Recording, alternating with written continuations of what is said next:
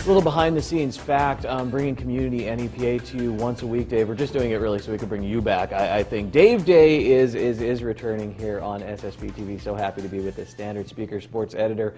As usual, very busy Standard Speaker Sports Editor. Dave, football just around the corner.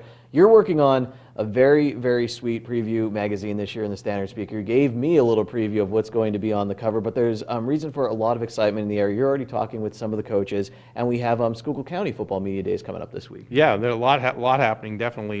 We had our cover shoot on Tuesday, with 3 outstanding running backs coming back. I didn't realize the numbers that Damon Horton of Hazleton area, Seth Pollock of Marion, and Nick Briner of Tamaqua put up. Collectively, I'd put them against any 3, from one area in the state, because they really had some outstanding rushing numbers last year. They're all, outstanding pass receivers, and most importantly, they're outstanding gentlemen too, and they're students in the classroom. Talk about majoring in chemistry when you talk to Damon Horton. Nick Briner wants to do something in architecture, and Seth Pollock talked about pre-med or biology or engineering. So not only are they outstanding football players, they're just a pleasure to cover, and I think our readers are going to enjoy an in-depth look at all 3 of those players.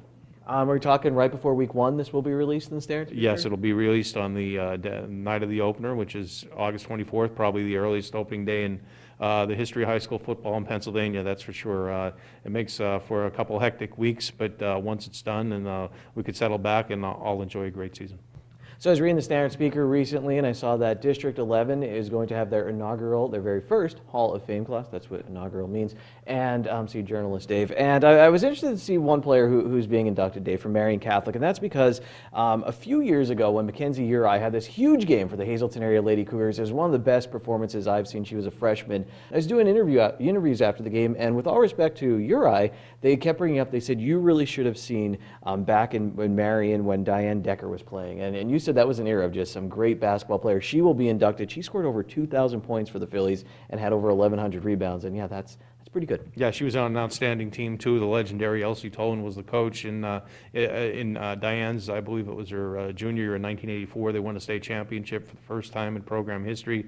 They had a lot of outstanding teams before that, but that was the team that really put Marion on the map and statewide. And like I said, not that they weren't on the map before that, but that really punctuated a great run in Marion girls basketball history. Of course, that has continued along with Bill Zohor was a coach, and then it went on to Paul Bruto, who's done some legendary things himself. Like I said, an era of great players, not only Diane Decker, Teresa Lorenzi of West Hazleton was an outstanding player at that time. Then you go into Megan Yatsena down at Mono area. They went on to win a couple state championships. North Schuylkill had some outstanding teams, winning a state championship in 1992, playing in the state final in 1995. So a lot of outstanding history, and Diane Decker was certainly a part of that. And she went on to Villanova too. She had a very successful career at Villanova. I believe she won a couple Big East championships while she was at Villanova, and and she's been a great coach as well. She's gone on to coach at high schools in the area. She was an assistant coach at Bloomsburg, I believe, when Alyssa Flanagan was there. Former Hazleton area standout. So and now she's at East Stroudsburg, and she's coaching more local players. She's doing a fantastic job. Dave, let's close up with some Major League Baseball talk. Your Dodgers doing well, hanging in there. You're wearing Dodger blue today too.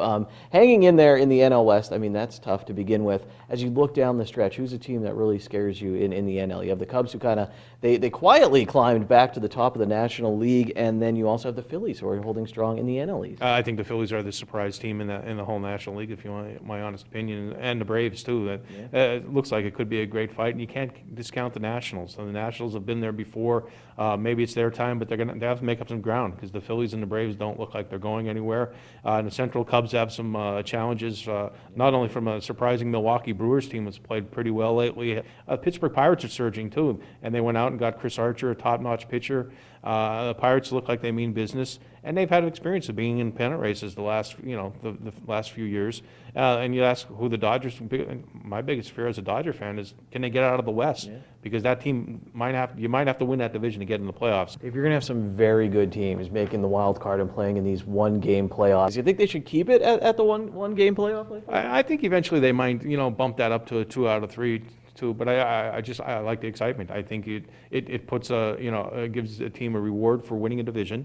If you win the division, you get that little break, and you don't have to. So it makes the season important, really. And right now the Red Sox have a semi-comfortable lead, but we know what happened if you're a longtime baseball fan 40 years ago. If you're a Red Sox fan, they had a comfortable lead in August too, and Yankees got hot, swept them in Fenway. There's past history, but it makes for a fun baseball season, that's for sure. Thanks for bringing that up, Dave. And I also like the insight, though, with thinking about making the regular season all that more important. Dave Seaman, read his work in the Standard Speaker and get ready for that big high school football magazine, preview magazine.